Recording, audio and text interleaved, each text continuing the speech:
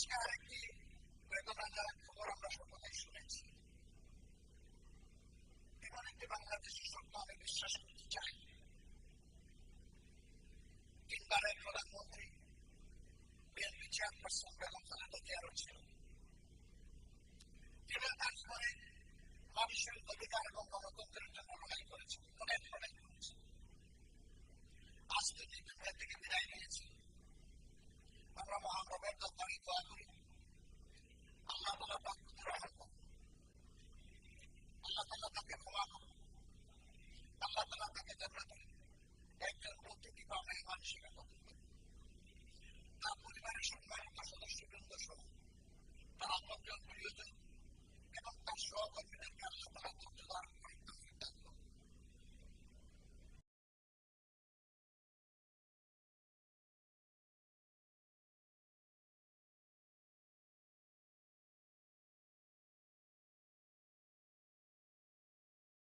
আসসালামু আলাইকুম ওয়া রাহমাতুল্লাহ। মহান আল্লাহ রাব্বুল আলামিনের শুকরিয়া যে আমরা একটি নৈতিক দায়িত্ব পালন করার জন্য এখানে এসেছিলাম। আমরা সবাই জানি বিএনপি চেয়ারপারসন সাবেক প্রধানমন্ত্রী বেগম খালেদা জিয়া, তিনি জাতিকে তিনবার নির্বাচিত প্রধানমন্ত্রী হিসাবে নেতৃত্ব দিয়েছেন। এর বাইরেও তার একটি সংগ্রামী আপসহীন জীবন ছিল। তিনি গণতন্ত্র পুনঃপ্রতিষ্ঠা এবং মানুষের নাগরিক অধিকার প্রতিষ্ঠার জন্য আজীবন লড়াই করে গেছেন। সেই লড়াই করতে করতে তার শেষ জীবনটা অত্যন্ত বেদনাদায়কভাবে জেলে একাকিত্বে কেটেছে। এই সময় যারা দেশ শাসন করেছেন তারা তার সাথে অমানবিক আচরণ করেছেন। তিনি যখন গুরুতর অসুস্থ হয়ে পড়লেন তখন তাকে বিদেশে নেওয়ার জন্য দল পরিবারের পক্ষ থেকে বারবার অনুরোধ করা হয়েছে। সরকার তো আমলে নেইনি, বরঞ্চ এগুলা নিয়ে বারবার উপহাস করেছে। আল্লাহ তাআলার বিচার, ইতিহাসের অমুক বিধান, শেষ পর্যন্ত তিনি চিকিৎসা নিয়েছেন, বিদেশেও গিয়েছেন, কিন্তু ততক্ষণে তার বিশাল ক্ষতি হয়ে গিয়েছে। সেই যে তিনি ব্রিটেন থেকে ফিরে আসলেন, আর কিন্তু বিদেশ চিকিৎসা নিতে যাওয়ার মতো উপযুক্ত স্বাস্থ্য আর তার থাকলো না। স্বাস্থ্যটা এতটাই ভেঙে পড়ল যে শেষ চিকিৎসা তাকে দেশেই নিতে হয়েছে। এই ক্ষেত্রে আমরা তার আত্মার মাগফিরাত কামনা করি। মহান রাব্বুল আলামিনের দরবারে দোয়া করি আল্লাহ তার বান্দির উপরে রহম করুন এবং জান্নাতের সর্বোচ্চ দরজা তাকে দান করুন। আমরা সহানুভূতি জানাই, সহমর্মিতা জানাই তার সন্তান বিএনপির ভারপ্রাপ্ত চেয়ারম্যান জনাব তারেক রহমান সহ তাদের পরিবারের সদস্যবৃন্দ, সংগঠনের নেতাকর্মী এবং তার চিকিৎসা কাজে যারা নিয়োজিত ছিলেন, সেই সমস্ত চিকিৎসক সমাজের প্রতিও আমরা ধন্যবাদ জানাচ্ছি, কৃতজ্ঞতা জানাচ্ছি যে তারা বেগম খালেদা জিয়া দেশনেত্রীকে অত্যন্ত আন্তরিকতার সাথে তাদের সর্বোচ্চ যোগ্যতা অনুযায়ী তারা চিকিৎসা সেবা দিয়েছে। এটা আমাদেরকে অনুপ্রাণিত করে যে ভবিষ্যতে নাগরিকরা এমনটাই আমাদের দেশের চিকিৎসক সমাজের কাছে আশা করতে পারেন। তিনি চলে গেছেন ইতিহাসের একটা বিরল সম্মান নিয়ে। তার শেষ বিদায় সম্বর্ধনা অনুষ্ঠিত হয়েছে গতকাল এবং মানুষ আবেগ দিয়ে, চোখের পানি দিয়েই তাকে বিদায় দিয়েছে।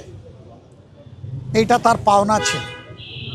উনি জাতির জন্য যে অবদান রেখেছেন, তিনি তার পাওনাটাই আল্লাহর পক্ষ থেকে পেয়েছেন। তার এই পাওনা দেখে আমরাও অনুপ্রাণিত হই। আমরাও যদি জাতির জন্য সেরকমটা অবদান রাখতে পারি, হয়তোবা এদেশের মানুষ আমাদেরকে এইরকমই একদিন বিদায় দেবে। এটা সবার কপালে জুটে না। এই সম্মানটা পাওয়া, মানুষের চোখের পানি দিয়ে বিদায় সম্বর্ধনা পাওয়া, এটা বিশাল ব্যাপার। আমরা এই জন্য আল্লাহ রাব্বুল আলামিনের শুকরিয়া আদায় করি যে তিনি তার বান্দির প্রতি রহমশীল হয়েছেন। দেশ এখন একটা গুরুত্বপূর্ণ বাঁকে আছে। আগামী নির্বাচন অনুষ্ঠিত হবে একই দিনে, জাতীয় সংসদ নির্বাচন এবং গণভোট। সংস্কারের জন্য গণভোট আর সরকার গঠনের জন্য সাধারণ নির্বাচন। 12 তারিখের এই নির্বাচন নির্বিঘ্ন হোক, সুন্দর হোক এবং গ্রহণযোগ্য হোক,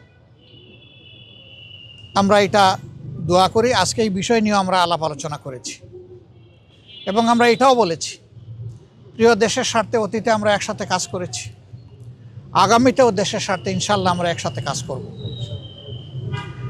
তারেক রহমান সাহেব সহ বিএনপির নেতৃবৃন্দ একই আকাঙ্ক্ষা ব্যক্ত করেছেন, আমরাও একই আকাঙ্ক্ষা ব্যক্ত করেছি। এমনকি আমরা এটাও বলেছি যে 5টা বছরের জন্য জাতির স্থিতিশীলতার স্বার্থে একটা সুন্দর পরিবেশ ফিরিয়ে আনার স্বার্থে আমরা সবাই মিলেমিশে ভালো কোনো চিন্তা করতে পারি কিনা সেটাও আমাদের চিন্তা করা দরকার।